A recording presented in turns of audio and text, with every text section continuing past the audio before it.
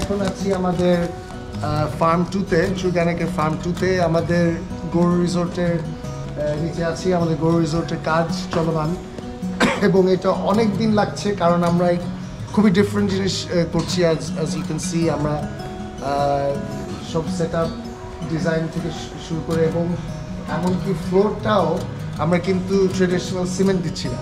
ফ্লোরটা হচ্ছে আপনার নামটা বলবেন কি?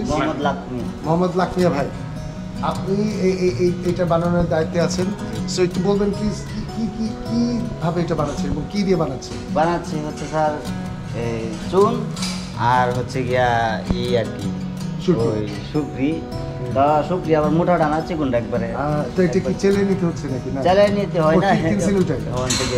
আচ্ছা, তাহলে আমরা এখন যদি একটু বলি কেন এটা করছি, কারণ আমরা তো আমাদের মূল বিজনেস মানে কোর বিজনেস যদি বলি, যেটা আমার আব্বা করে গেছেন, হচ্ছে আমাদের প্রপার্টি বিজনেস। তো প্রপার্টি বিজনেসে তো আমরা করে অভ্যস্ত সিমেন্ট দিয়ে, ইট বালু সিমেন্ট, তো এটা তো স্ট্যান্ডার্ড কাজ, আমরা করে অভ্যস্ত। আমরা যেটা চাচ্ছি, যেহেতু আমরা ট্রুগানিকে আমাদের ফিলসফিটা ডিফারেন্ট, অর্গ্যানিকলি নেচারের সাথে খাপ মিলিয়ে আমরা করছি। সো আমাদের যেটা লক্ষ্য, এই যে ফ্লোরটা আমরা সিমেন্ট না দিয়ে, সিমেন্ট দিলে তো দেওয়া যেটা বহুত আগেই কাজ হয়ে যেত। আমরা অনেক এক্সপেরিমেন্ট করে অনেক বিভিন্নভাবে ট্রাই করে ফাইনালি যেটা আমরা ডিসাইড করলাম, এবং এটা হচ্ছে লালবাগের কেল্লার যেই পদ্ধতি, যেই ম্যাটেরিয়াল দিয়ে বানানো হয়েছে।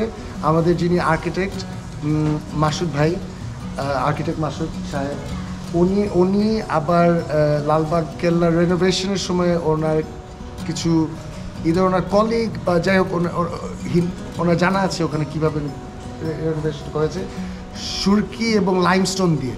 সো ওই পদ্ধতিটাই অ্যাপ্লাই করা হচ্ছে। যে আমি যেটা বিশ্বাস করি, আমাদের যেটা বিশ্বাস যে ন্যাচারাল মেটেরিয়াল, যেটা লালবাগের কেল্লা কতশো বছর আগের জিনিসটা এখনও আছে।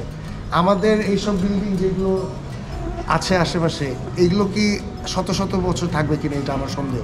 সো ট্রেডিশনাল মেটেরিয়াল যেটা মাটি থেকে বের হয়ে আসছে, এগুলো তো সব আলটিমেটলি সুরকিত ইটের পাউডার।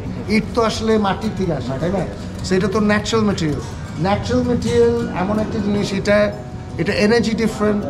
এটা একটু বলবেন, এটা এই মাল মশলা দিয়ে কাজ করতে আপনার কেমন লাগছে? আসলে মাল মশলা কাজ করতে আমাদের খুবই ভালো লাগতেছে, কারণ এরকম কাজ আমরা করি নাই।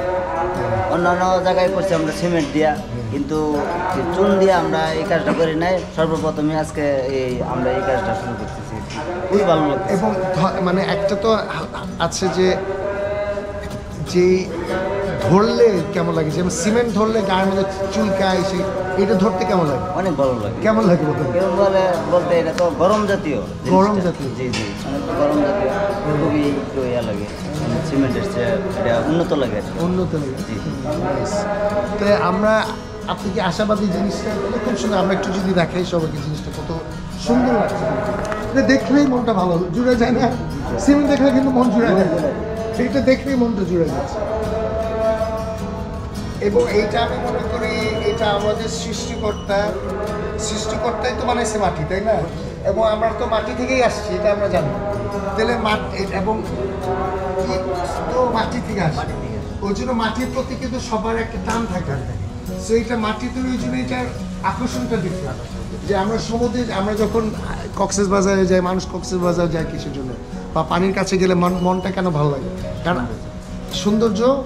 এবং আল্লাহ বলছেন কোরআন শরীফে যে উনি সকল জিনিস সৃষ্টি করেছেন পানি দিয়ে। মানে আমরা তো আসলে পানি এবং মাটির সংমিশ্রণে এসে আমরা তো কাদার মানুষ, তাই না? কাদা দিয়ে তৈরি।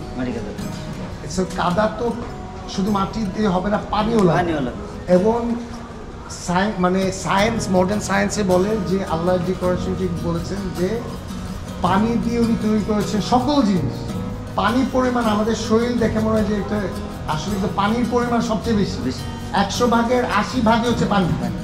সো যেমন পানির পাড়ে যখন যাই, সমুদ্রে যাই, কেন আমাদের মনটাই, কারণ আমরা পানি থেকেই আসছি, মাটি থেকেও আসছি, পানি থেকেও আসছি। মাটির উপর দাঁড়াইলে মনটা ভালো হয়ে যায়, ফ্রেশ হয়ে যায়, পানির সামনে গেছে এই। এবং এটা আপনারা নিজের চোখে দেখবেন, লালবাগের কেল্লায় যখন যান, এটা তো অবশ্য লালবাগের কেল্লা এখনো হয়নি, বাট এটার ফিলটা পাবেন।